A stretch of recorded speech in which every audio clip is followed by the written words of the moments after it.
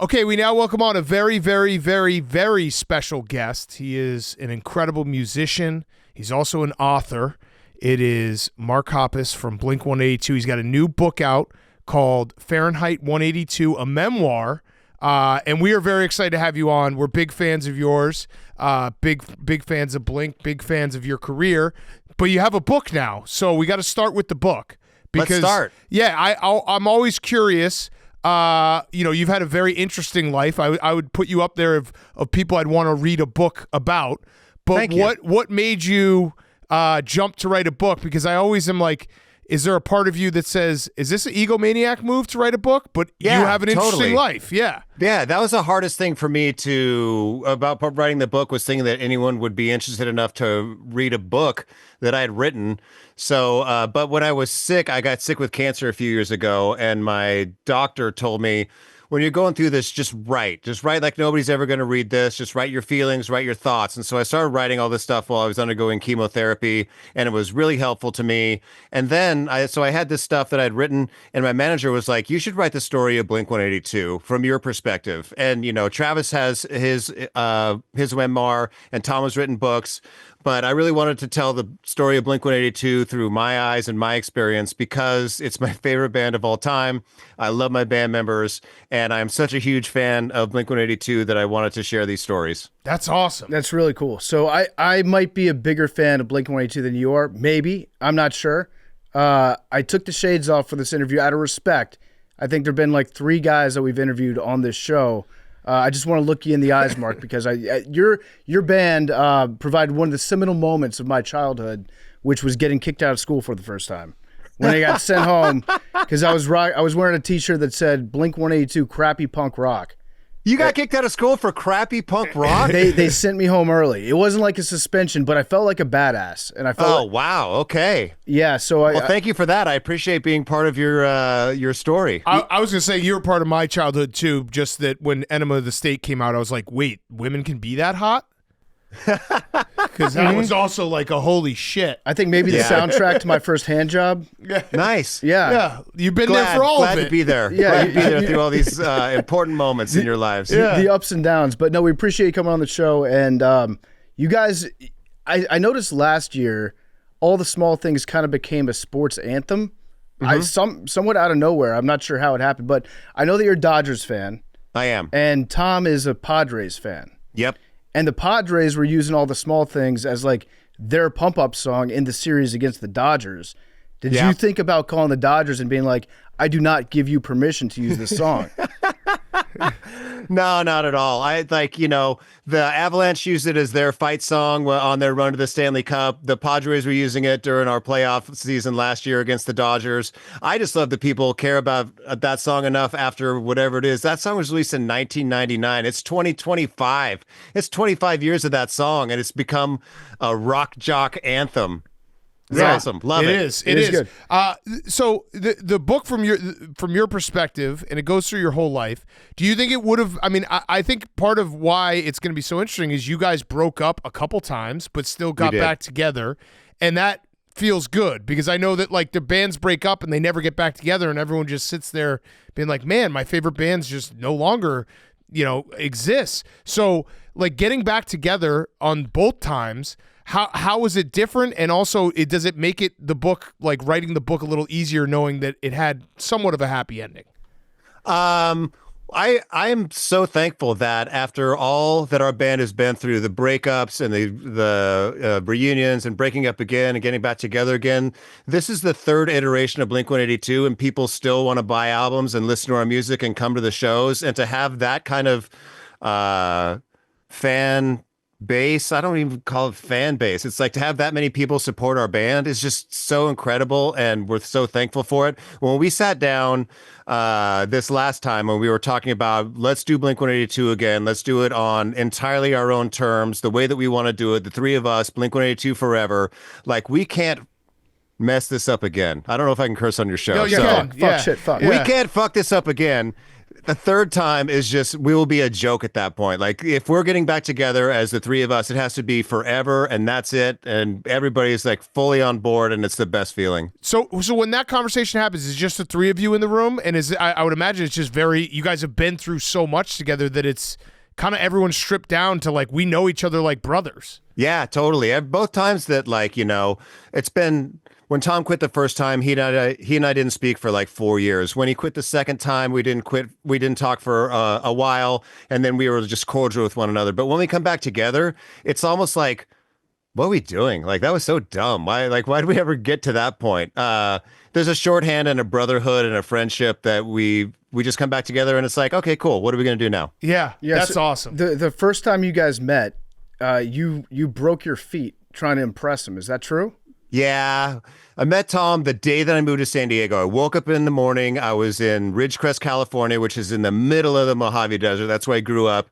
I drove to San Diego to move in with my mom and stepdad to go to college in San Diego. Got to San Diego, unloaded all my stuff, which was just my clothes and a trash bag. And my sister was in high school at the time. And she said, oh, you know what you should do? You should meet my friend Tom. He's my boyfriend's best friend. He plays guitar, and he's trying to start a punk rock band. And so I grabbed my bass, drove over to Tom's house that night, wrote our first songs together, kind of became bros at that point. The bromance began. And afterwards, like, I was sitting out in the cul-de-sac in front of his house. I was smoking cigarettes, and we were kind of talking and stuff. And I looked over and I saw a light pole, and I was like, I bet I can climb that light pole. And I climbed all the way up, and I came back down. And I just jumped off way too high, ended up, busting my heels, was on crutches for 6 weeks. But the next day, Tom called and was like, hey, you want to come over and write some more music? That's cool. He was like, that was sick. That's awesome. Respect. This is a guy that I vibe with. It's like, nice crash, idiot. Let's make some music. Did you, so when you guys decided to make music together, was it instant? Because one of my favorite parts about, music and watching bands and their growth, it feels like that first album always has that spark to it, and it has that, like, everyone together and you're all trying to make it together. Is that a fair assessment? Like, where you guys had that spark right away? Like, we did. We were meant to do this together. Yeah, the first song that Tom and I wrote together was a song called Carousel, and we had just met. I plugged in my bass in his garage, which he had turned into his bedroom at his parents' house. And he said, do you have any ideas for new music? Because we were talking about bands we like. And I said, oh, yeah, I wrote this thing a couple weeks ago. And I played it for him. But it was really incomplete. It was just like a little riff. And he goes, oh, my God, that works perfectly with this thing that I've been working on. And he played me his guitar thing. And I'm like, it's even in the same key. Like, it works perfectly. And so we had already started writing songs with each other before we'd even met. And it felt like, it felt like it was meant to be from day one. Yeah. I'm always curious when I'm talking to musicians about when you know that you're going to commit to this full time, that it's going to be your job, because it's fun to play music with your friends. It's fun to be in a band, but at some point you guys have to commit to it and say, this is my focus. If we need to get into a van and travel around for like 3 weeks, we'll do it. We'll make dog shit money, but this is going to be my full-time gig right now. What was that for you guys? I was in college, and Blink was starting to play some shows, and we'd get more shows over the weekend. So, one weekend we played San Diego, and the next weekend we'd play LA. And then like a month later, we'd play San Diego, LA, and Phoenix. And then a couple weeks later, we'd play San Diego, LA, Phoenix, San Francisco, Sacramento. And so I was missing a lot of college. I was doing poorly in school, and the band was just starting to create this kind of tiny little spark where people would come and see us play, and we were getting more opportunities. And I went to my mom and I was like, look, we're making $50 a show at this point. Like, we can barely afford gas money, but we can afford gas money now. And there's an opportunity to go on tour maybe sometime in the future. What do I do? Because I don't want to fail out of college and, waste all this money and waste my parents' money. And she was like, you can go back to college anytime. There are people in their 40s that go back to college and finish their degree. You only get one chance to be in a band. Get out there and go find your dream. And I was like, all right, cool. And so I ended up living at her house with my mom and my sister and my stepdad until I was in my mid-20s, just treating the place like a skateboard flop house. Me and my bandmates and skater loser friends would stay the night there. We would stay up till 4 o'clock in the morning playing Street Fighter 2, screaming. My parents would come out in the middle of the night, shut the fuck up, we're trying to sleep. and we'd go back to it, and it was great. It was the only way that I was able to start being in a band and tour at all, was that my mom was like, yeah, live at home, go do your shit. Yeah. Yeah, and then very cool mom move. Things kind of took off when Dude Ranch came out. And when you're recording that and you're listening to Damn It for the first time after you've recorded it, do you know this is going to be a hit? Like, my life's going to change? We thought it was a cool song, and we thought it was a highlight of the album, and we thought it would be the first single. But first, like, we didn't have singles at that point. People weren't really playing us on the radio too much. There were a few stations in Southern California that were playing M&M's off of Cheshire Cat, and maybe Josie. No, Josie was on Dude Ranch. So maybe they were playing M&M's off of Cheshire Cat, but we didn't have singles until Dude Ranch. And so when we were recording, like, we didn't know that that was going to be a single that was going to be played on the radio. We were going to film a video for. It was just the highlight of the record at that point. So that song we still play as the big closer of our sets, even now, 30 years later. Yeah, and I remember the first time when I heard the intro to Damn It, I was like, I love this. Before the song started, really, I was like, I love this song. This is now my favorite song. And you wrote the guitar part for that, right? And so when you're showing Tom the guitar part, is he like, dude, what the fuck? I write the guitar parts. No, we've always written kind of everything together. Like, he'll be like, I think the bass goes like this. And I'll be like, I think the guitar goes like this. And we have license to change one another's ideas or try and come up with something better. When I wrote the guitar riff at the beginning of Damn It, I wrote that on an acoustic guitar that I had busted at my mom's house. And it only had the bottom 3 strings on it. It only had the EAD strings on it. So that's why it just has those. You can play the whole thing on 3 strings. Yeah. And that's kind of, I think the limitation was why the song is kind of good, because it's so simple and catchy. Yeah. Do you have a moment in the history of Blink-182 where you're like, oh shit, this is now changed forever? Like, whether it be a album song or, getting a tour or anything, where you're like, okay, we've hit the point of no return where this is now, I've made it, so to speak. Well, made it, like, this is the point of no return, I would say probably during the Enema of the State era, where we started, like, touring enough that we were playing amphitheaters and arenas, and, we had hit songs on the radio, and we were being played on TRL, and we'd walk into, like, a clothing store somewhere, and they'd be playing All the Small Things. Right. Like, what the fuck is this? And at that point, I was like, wow, okay, now I feel a little confident that this is going to be at least going for a few more years. You never know what's going to happen as a musician, as an artist, a performer, actor, whatever it is. Like, what's the next gig? Are people going to still care in 5 years? And, we've always worked and written the best songs we can and toured our asses off and believed in ourselves, and it's worked out well for us. But you can't ever count on it, Right. Mm-hmm. Right. Do you think it's harder or easier, like in today's, because, we obviously have access to more music now with Spotify and all the stream. But, like, you mentioned TRL. I remember as, like, a kid, a child of the 90s, like, coming home and turning on TRL and being like, oh, these are the top 10 songs right now. And like, that being something that's, I don't want to call it monoculture, but it felt like that as kids at that time. Do you think that was like a big part of breaking through, and today it might be a little more difficult? Yeah, I think it's really difficult then and now in completely different ways. Back then, it was expensive to record. Now you can have your laptop computer, a few rudimentary microphones, and you can record great sounds, and you can put together songs, and you can upload them to, SoundCloud, or there's like tens of thousands of songs being uploaded all the time to the streaming services. And you can use your social media to get the word out there, and you can be on all these different things. But it's harder to cut through all the noise now. Back then, it was expensive to record. It was expensive to get your music out there.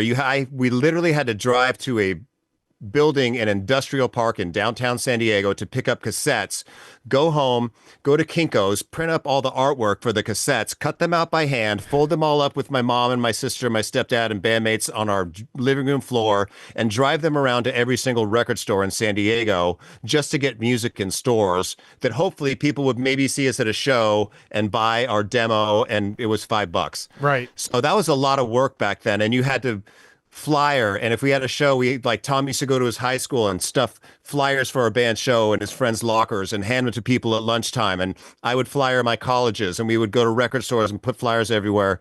And so it was a lot of physical work and movement to get the word out. But once you got played on, like, MTV, or you got played on a radio station in Los Angeles called K-Rock or K-Rock New York. There are a few like once you reach that barrier, then it really got the word out. Yeah. And in the TRL era, when the All the Small Things video came out, that was it felt like a moment because like we were going through the boy band era at the time, and then this comes out and it's like giving kind of like a fuck you to the boy bands, but it was funny. It was like a funny joke. Right. But I read an excerpt from the book that you didn't know anything about the boy band music videos while you were filming that video. And so while you were doing that, it was like you were like, are fans going to like this? I didn't like it. I thought it was a terrible idea. I was like, when they pitched the idea and they were like, we're going to, do spoofs of Backstreet Boys, Britney Spears, Christina Aguilera, 98 Degrees, NSYNC. I was like, okay. And we were filming it. I'm like, this isn't funny. Like, I don't understand what we're spoofing. I don't know these videos. And I went to like bandmates, management, label. This isn't funny. I don't back this idea at all. I'm going to go on record and say I think this is going to be a horrible video. And I was wrong as shit. Yeah, very wrong. It was an awesome video. Can't we just get naked again? Yeah. Can't that be another like, video? can't we just like run around in our underpants or do something stupid? Yeah. But that video was genius. And I think it was the right time in TRL. I think that people, because like the pop thing had grown so exponentially and it was so big and it was everywhere and it was ubiquitous, just, pop stars and pop videos and very manufactured safe stuff. And kind of, Green Day had already come and kind of kicked the door open. And then Blink was poppy enough that we were accessible, but not so punk that we were like, off-putting to people. And we kind of just slid perfectly into this change between pop music and what was taking over at that time, which was punk rock and nu metal and a lot more edgier, distorted guitars, heavy drums. I think people were ready to kind of go off a little harder, laugh a little, and be a little more edgy. Yeah, you had an absolute heater too with album titles. So you had Dude Ranch, which, by the way, is that cum? No, but I don't. When I said Dude Ranch, I just thought it was a funny thing. But I don't know if Tom this whole time thought, oh my God, that's cum. But maybe he does. It wasn't my intent when I suggested the title, but I think it's a great joke. Yeah. And then Enema of the State was something that Tom came up with and was genius from day one. There's even video somewhere of Tom talking to the camera. We're shooting photos for the cover of the album, and he's talking about how he's so great. He wants to become a model for enemas. Enema, and he goes, of the state. Enema of the State. He goes, haha, that's funny. Hey, Mark. And you can see the moment where Enema of the State came about. Then Take Off Your Pants and Jacket, I think, is just genius. Yeah. I mean, it was so good that you were like, I don't know that we can, let's just next album self-titled. Yeah, self-titled, exactly. Next album, we're like, we're not going to try and do it. But at that point, we were like, we're a serious rock band now. We're going to make an art rock album, and we don't want to have a joke thing at all. Like, we want to stand on our own 2 feet and not have it be a joke thing. And so we did the Untitled record, which was a lot more serious and a lot more introspective, and kind of where we were at that point. Yeah. In that course of your albums and like the creative process, were you guys ever feeling pressure from, because we've heard a million stories of, the record execs and trying to fit you guys in a box. Were you able to stave that off and be yourself? Totally. We were very lucky in that in the beginning, the labels didn't care enough about us to come down and put any pressure on us. They were, they were like, yeah, just go do your thing and we'll put it out, and kind of just left us on our own. And then by the time we did that with Dude Ranch and Enema of the State, then when we did the Untitled record, we recorded that mostly in San Diego, and most of the label people were like, I'm not going to drive down to San Diego. No way. Like, I'm not leaving LA and driving all the way down to San Diego to listen to what these dudes are doing. And so we've always been really autonomous, and basically at the end just turned in our record and said, there you go. That's awesome. That's great. And when Enema comes out, obviously you make the switch to Travis on the drums, who I think is one of the best rock drummers of all time. Just an incredible musician. Maybe the best songwriting drummer of all time. Yeah. When you think of how he breaks down songs. Did that put any pressure on you to up your game as a songwriter, to be like, this guy's way fucking better as an instrument than anybody I've ever played with. I got to step it up. Yes, entirely. When Travis joined the band, the whole everything leveled up. Like, I felt pressure to be a better songwriter. I know Tom felt the same. Travis would come in and, Tom and I would present these ideas that were like, really straightforward punk rock songs, whatever. And Travis would be like, what if I played this beat on top of it? And then you're like, oh shit, that takes the song to a totally different place. And then we'd build on that. So Travis joining the band brought in elements that we had never really incorporated into our band before, because Travis came in with like all these different musical influences. He grew up listening to punk rock, but he also grew up like a metalhead, and he grew up playing in drumline, and he grew up listening to hip hop and rap music. And so he brought in all these different styles to Blink that really creatively inspired me and Tom to bust out of we're a punk rock band. And no, we're not just a punk rock band. We're a rock band with all these different cool influences. Yeah. Yeah. Is there an alternate universe where Travis is just the best ska drummer of all time? If There you never is. give him the call And from the he was Aquabats? dope, but he was a great drummer in Aquabats. He was killing it. When we watched Travis with Aquabats and we were on tour, Blink-182 and Aquabats were on tour together, and that's when we met Travis. He was doing stuff in a ska band that you're like, that is way beyond what a ska band should be doing. Yeah. Incredible drummer. And you guys have had such an incredible career. Is it harder to write pop punk songs as you get older? Because so much of what you started with in your catalog is like teenage angst, right? Mm-hmm. Like you're not getting laid, you're pissed off at your parents, that sort of thing. Is it harder to write that type of music getting older and dealing with different problems? Sometimes what really it is you think about, like, for me, I think back to moments that I was upset or inspired or in love or felt angry about something and extrapolate that. And I'm not trying to write songs about like I'm angry at my parents and chicks won't talk to me, about things like that. I'm more writing about songs from memories of my life or things that I see in the world or things that I see happen to my friends. And I think it would be disingenuous for me to be like, writing about high school stuff, unless it was something that I remembered from my high school and was writing it in that frame of mind. But I'm not trying to be like, yeah, fuck you, mom. Yeah. Right. Yeah. Right. Although, like, after you write Family Reunion, are you like, maybe we've peaked as a band? This is a great song. Yeah, that was pretty rad. And in fact, when we recorded Take Off Your Pants and Jacket, we were in full reaction against Enema of the State, where we were on TRL and it was poppy and it was fun and it was bright and it was all these, fun time summer things. And we went in and we're wearing all black everything. We are Fugazi. We are punk rock. We are post emo, post hardcore, like no more joke shit. The label came in to hear the record when we were done. And what we did is we played them the 3 joke songs, which was When You Fuck Grandpa, a song about Tom having sex with a dog, and I forget what the third one is right now. Oh, Mother's Day, which is like, a song about Mother's Day being a celebration of having sex with your mom. And we played him those 3 songs as if those were the record. What was her reaction? Really concerned looks between the label president and the head of A&R, because we were like, yeah, this is what we want to do. Like, we want to take it to a different level. And then we played him those 3 songs. And so, yeah. That's great. All right. So I read when you were battling cancer, you did the thing that I am always so nervous about, because I share on Instagram, like pictures of my kids to just my friends. You shared that you had cancer to everyone accidentally on your Instagram story.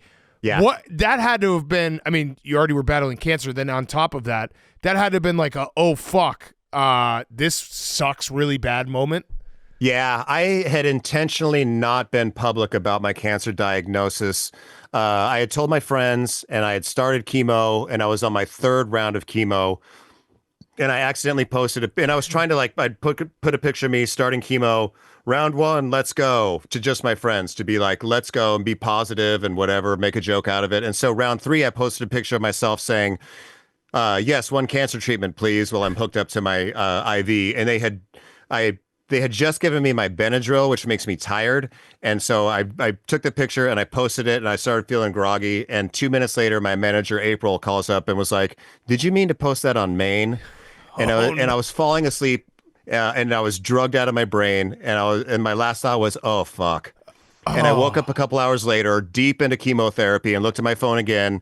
All these people texting, people calling, and by the time I was done with my treatment that day, which probably took 4 to 6 hours, and I was driving home, I felt like hell. My body was full of all these toxic poisons, burning all the cancer out of my body. And the publicist is like, you have to make a statement. People, like, radio stations are running with this. And so we pulled over to the side of the road, and I typed on my phone something. My wife was driving, and I typed out something. I have cancer. I'm very lucky to have great doctors and family and friends to support me, and I'm, hope for the best. Yeah. That's brutal. Keep going. Sorry. And so, I wrote that, and I texted it to our friend Lisa Warden, who runs, who ran K-Rock Los Angeles and now runs 98.7 in Los Angeles. And she read my statement over the air immediately, and we're still on the side of the road. And I'm still full of joy. And it felt like I was Tom Sawyer at his own funeral when he sneaks back into his own funeral and he's hiding in the rafters and looking at what people think about when they think that he had passed. And it was really surreal. And it was like, shit, everybody knows I'm sick now. And I didn't expect the outpouring of love and support that I got from the world. I thought people would be more like, finally, you got yours, you son of a bitch. Oh, man. How are you feeling now? You feel healthy? I feel really healthy. I really have to work hard at staying healthy, and I go to the gym 5 days a week, and I'm working out with weights, and I eat right, and I stop drinking, and like all this stuff. So I'm in a really good spot. The only part that is lagging at all is my brain fog hits from time to time, and when that happens, it sucks. Yeah, I would imagine. Well, I'm glad you're feeling so much better. I got a question for you about the relationship with Tom. Obviously, thick and thin, ups and downs. Did you ever think that, like, one of the first times you guys broke up, when it's like Tom is really into going off and finding aliens somewhere, did you ever think that reunion would end with you being like, Tom, you were kind of low-key right about finding aliens? Everything you've been vindicated, yeah. My bad. I've asked him that before. I've been like, hey, you're kind of right. And he's like, I know. But Tom has so many takes on so many different things, especially aliens. Like, he told me at one point in the same conversation that he'll just start talking and he rambles and he can't stop and he'll talk to you or at you for half an hour. And in the same conversation, he said, we never landed on the moon. That was a hoax perpetuated from a studio in Burbank. And the reason that Kennedy was shot was because he found out when we landed on the moon that there were secret alien glass castles on the dark side of the moon. So I'm like, well, which is it? Did we go to the moon or did we not go to the moon? And then he kind of thinks and he goes, exactly. He gotcha, yeah. So if you come up with enough takes, eventually something is going to be right. That's the premise of this entire show. Yeah. There you go. Yeah. We just throw enough things at the wall that every now and then we can be like, told you guys. Totally. You're like, Aaron Rodgers is going to come back and win, the Lombardi. Yeah. Well, exactly. I could see Aaron Rodgers and Tom getting along real well. Oh, totally. Yeah, totally. Tom, for fun, for a long time would go and he would buy like military grade night vision goggles, and he would go on missions, go camping to try and find Bigfoot.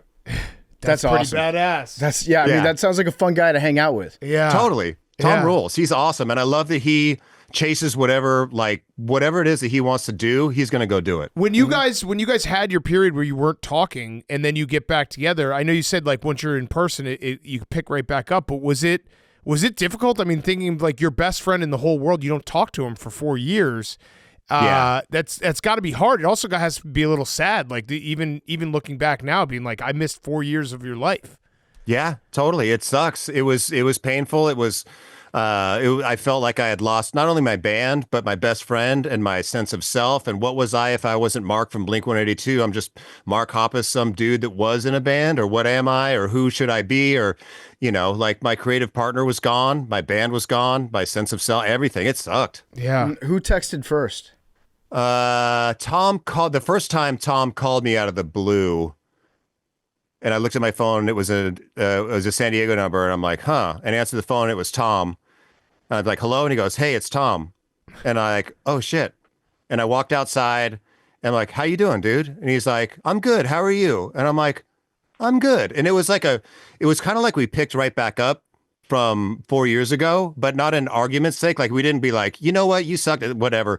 But we had a really great conversation. How are you in your life? Where are you? Just like family, kids, mental health, that kind of stuff. And then he goes, so what have you learned over the past 4 years? Whoa. And I was like, and then we had a really great heart to heart about what each of us had learned over the past 4 years. And it was really like instantly wholesome and great and fulfilling. And like, I felt like the floodgates open, and I felt all this like love and opportunity and I don't know, life come back into me. Yeah. That's really cool. And the first time you guys get back into songwriting mode together, what's that like? Are you guys doing it like you're writing together, or you come with ideas? You sit So down? the first time we got back together on Neighborhoods, Tom had an idea for a song that became Up All Night. And it was great from the beginning, but writing songs after having been so adversarial and so like the band broke down and everything else. When we first started writing songs, we were very cautious with one another, very tender with one another's feelings, very like, let's not accidentally knock out this flame that we have going. And bands, especially with Blink, like we need to be able to say, that's a great idea, but I don't like this section, or this could be better, or what. Like you don't want to just be like, oh yeah, that's great. Oh yeah, totally, that's good. Oh yeah, So you need to be able to push back on stuff, and that took us a while to get to that point where we could say like, I understand what you're going for, but let's do it this way, or I think we could do it different, or I don't like that idea. Yeah. Yeah, I'm always interested too to know how you come up with the order for songs on an album, like the track listing. Love it, because I feel like you got to tell a story, right? Yeah, it's like a set. Like we still very consciously think of how one song goes into the next song as if you're listening to an album.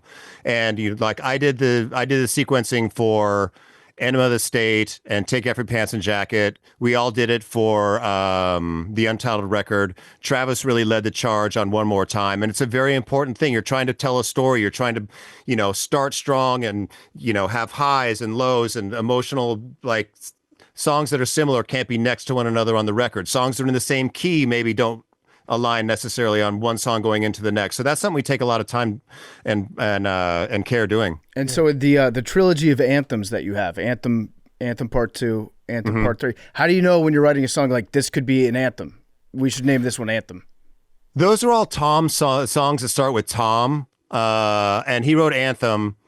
And it was an awesome song. And then we were writing Anthem 2. We were like, well, this kind of has the same vibe as that. And kind of with Anthem 3. And Anthem Part 3 on One More Time, I think just really shows how genius Tom is as a songwriter. Like I listened to that song, we've been performing that song for a year.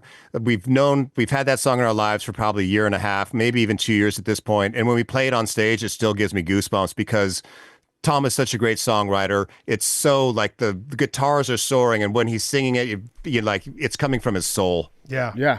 All right. So, Mark, I have one last question. I know PFT probably has the last question as well. My last question, the Roback question, RHOBACK.com, promo code TAKE, 20% off your first purchase, Q-Zips, polos, hoodies, joggers, shorts, promo code TAKE. So your book, Fahrenheit 182, the cover, by the way, I meant to mention, whenever you put like pink or some type of neon on a cover, I instantly am like, oh, I got to read this book. You just walk by and you're like, that was really smart. That works. Thank you. Yeah. Interesting story about the book cover is during the pandemic, I started Twitch streaming and I opened up a Discord. And on the Discord, I was talking with people and fans and whatever, and we kind of built this rad community.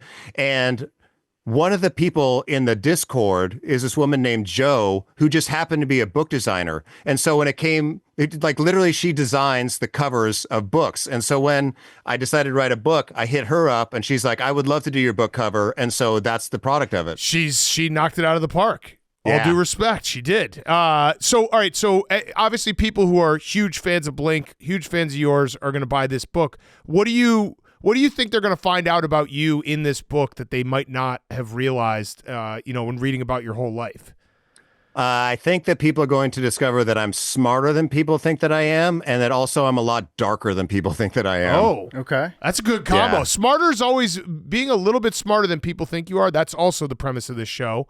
We want people to think we're idiots, and we are idiots for the most part, but it is good to do it that way. It's bad to go the opposite way and just be like, oh, you're actually dumber than I thought. Totally. In what way darker do you think? I think that I deal with anxiety and depression a lot more than people think that I do, and a lot more than I allow people to think that I do. But I'm very honest in the book about my struggles and about my shortcomings and the difficulties that I've had. And I think that will surprise people, because I think most of the time people think of Blink-182 as fun, brotherhood, youth, parties, go have a great time. And then they'll read this and be like, whoa, okay. So this dude really is goth in his soul. Yeah, I watched some of your Twitch streams and some of the content you started putting out over the pandemic. You love collabing with people. You love working with musicians. I love I love that process. I love creativity. I love people bringing an idea and me working on it, or me presenting an idea to somebody and then making it better. When you write a song and you're driving home from a studio and you put on, used to be, it would be on cassette, and you'd put the cassette in and you're like, holy shit, I'm listening to a song that I love that didn't exist 2 days ago. There's no feeling like that in the world. Yeah. It's pretty cool. No, I've appreciated what you've done. What's your going rate for a Mark Hoppus feature? What do they have to send you? I think it's 10 grand. 10 grand? But it's also free. I mean, I don't do anything for money, and I don't do anything unless I like the song or I like the people or I believe in it. Like, I'm not for sale, but it would be 10 grand. well, I like the song featuring Mark Hoppus that they wrote. Oh, yeah. And then you're like, Totally. fuck it, I'll jump on this track. Yeah. I should, but I'm not on that track. What was that band that did featuring Mark Hoppus? Oh, shit, I forget the name of that band. Yeah, but it's a great song, and I love it. And I thought it was really clever that they used my name as like a meme grab. I think it's really awesome the way that bands now, they'll make shorter songs. They'll do a song that's 2 minutes long. Hot Mulligan was the name of the band, by the way. Yeah. They'll like write 2-minute songs that are so hooky that you go back and listen to it a second time, because then they'll get 2 streams. So rather than write a 4-minute song, bands will write a 2-minute great song that you'll just listen to twice. Yeah. Yeah, it's really smart. Yeah. So I've got a band here at Barstool Sports. We're called Pop Punk, and we're a pop punk band, but we're like also a parody of pop punk bands. Like, we've got a song, My Real Girlfriend, which is about obviously fake girlfriend. We've got a song called Peaked in High School we just recorded. I'm going to send you through your literary agent. I'm going to send you Peaked in High School. And if you like it, just record yourself saying Peaked in High School, and I'm just going to use that in the track. It's featuring Mark Hoppus. Or if you just want to say Peaked in High School right now, I'll just grab this audio. Peaked in High School. Okay, there you go. Peaked in High School featuring Mark Hoppus. It's on. So Jerry O'Connell's going to play the guy who peaked in high school. Yeah, I love Nice. it. Well, Mark, thank you so much. We appreciate you joining us. Good luck with the book tour. When you're in Chicago, we'd love to have you come by. I'll be there. Yeah. Also, I saw you sold your Banksy. Were you just tired of telling everyone that you had a Banksy? You know what? Honestly, when we bought the Banksy, I loved it, and it changed our lives forever. Like, we love that painting so much, but it became worth so much money that it started to feel, and then we ended up putting it in storage for its own protection. And Yeah, like, then I what's didn't the want a point? painting to Yeah. sit in a box somewhere. And it started to feel like we were talking about Banksy, like that we owned a Banksy. It started to feel like ego, and I didn't like that. Okay, and you gave it to a good cause. I just know that if I had a Banksy, I would tell everyone that I had a Banksy. And that's why It'd be you the get a first Banksy. thing out of my mouth. Totally. Yeah. No, I was super proud of it. And then it became worth so much that I was like, oh, now I sound like a snob, and I don't like that. Yeah, I have a Banksy. It's not here right now, Yeah, totally. It's in storage, but it's cool. but trust me, it rocks. All right. Well, thank you so much, Mark. Everyone go buy Fahrenheit 182. And thanks so much, man. This was so much fun. All right. See you soon.